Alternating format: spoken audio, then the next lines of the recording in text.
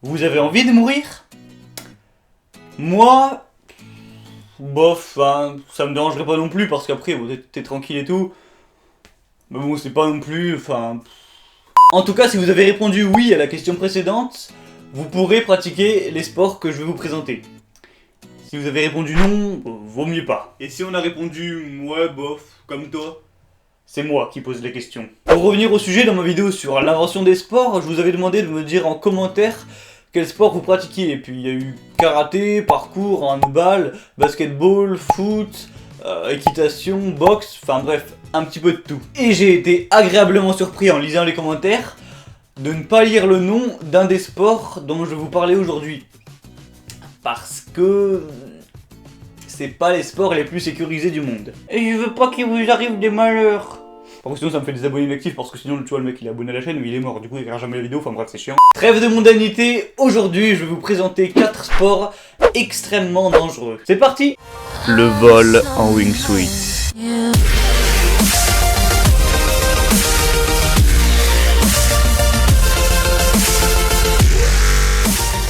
Le vol en wingsuit c'est un petit peu comme du saut en parachute.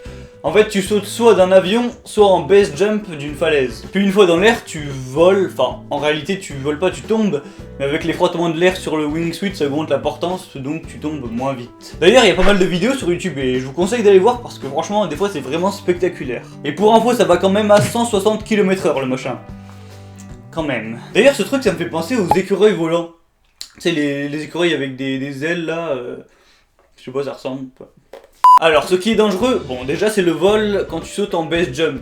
Parce que quand tu sautes d'un avion, au final c'est pas plus dangereux qu'un saut en parachute normal. Et c'est dangereux parce que tu peux te prendre des rochers ou des branches dans la gueule, et vu que t'es souvent très proche du sol, bah en cas de pépin, ton parachute il peut pas forcément sauver la mise. Il y a quelques années quand j'ai découvert le sport, je me suis dit, putain, un jour faudra que je le fasse, tu vois, ça a l'air vraiment énorme. Et si vous aussi un jour vous voulez en faire, bah ça va être un petit peu compliqué. Pour faire un vol en wingsuit en sautant d'une falaise, donc en base jump, l'association du paralpinisme recommande d'avoir déjà fait 300 sauts en parachute d'un avion et 100 d'une falaise pour avoir l'expérience nécessaire pour faire du wingsuit. Mais même avec énormément d'expérience, ça reste super dangereux car on compte dans le monde au moins 20 morts par an à cause du vol en wingsuit. En même temps, il y a des tarés. Regardez, là c'est la vidéo d'un mec qui passe dans un trou d'à peine 70 cm. Déjà que le sport est dangereux, si en plus tu te lances des défis pareils, tu m'étonnes qu'il y ait des morts. La plongée souterraine.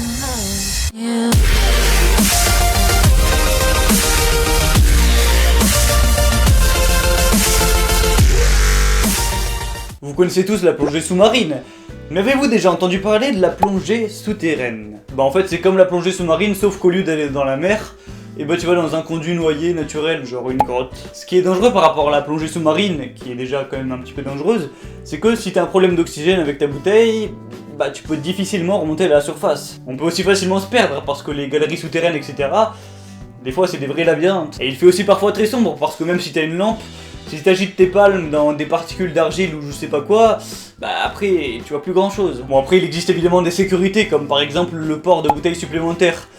Du coup au final c'est pas si dangereux que ça. En tout cas perso j'aimerais bien en faire parce que ça a vraiment l'air super détente comme truc.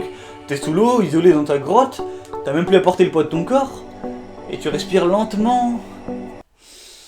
Ouais bon ça va, c'est pas la peine de faire une démo non plus. L'escalade en solo intégral.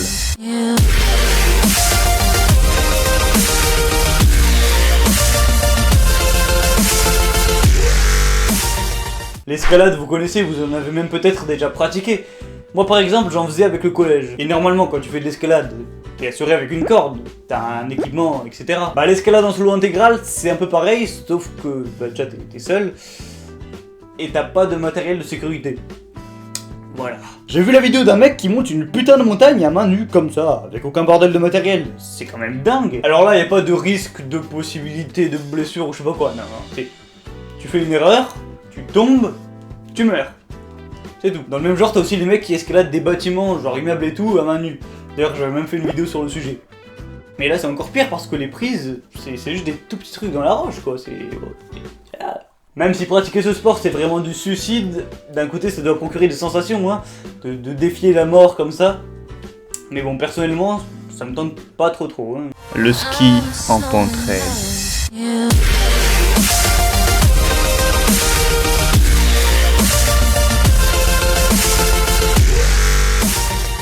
Ah, le ski, ça aussi c'est un truc vachement cool. T'as les pistes vertes, les pistes bleues, les pistes rouges, les pistes noires. Et t'as les pistes en pente raide. Ah, mais quand ils disent pente raide, c'est pas pour déconner, hein, regardez, explication. Dans une piste noire, donc qui est la piste la plus difficile, la pente ne va jamais au-delà de 30 degrés de pente, comme ça. Sauf que quand tu fais du ski en pente raide, ça va des fois au-delà de 70 degrés.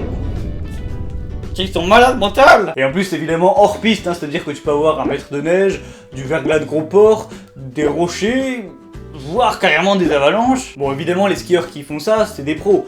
Du coup, il y a des accidents, mais pas tant que ça. Mais pour un skieur du dimanche, enfin un skieur une semaine tous les 2 ans, comme moi, bah c'est du suicide, hein, tout simplement, c'est du suicide. Hein. À peine j'arriverai sur le truc, je glisserai, je me pèterai la gueule, bye bye, hein, c'est aussi simple que ça. Hein. Du coup ce sport...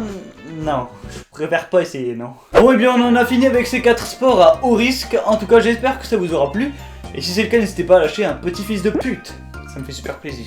Vous pouvez me rejoindre sur Facebook et Twitter pour me suivre moi et le lancement de la chaîne. Et n'hésitez pas à parler de la chaîne à votre entourage si vous pensez que mes vidéos peuvent leur plaire. Allez sur ce, c'était Worky, je vous dis bye tout le monde et geekez bien.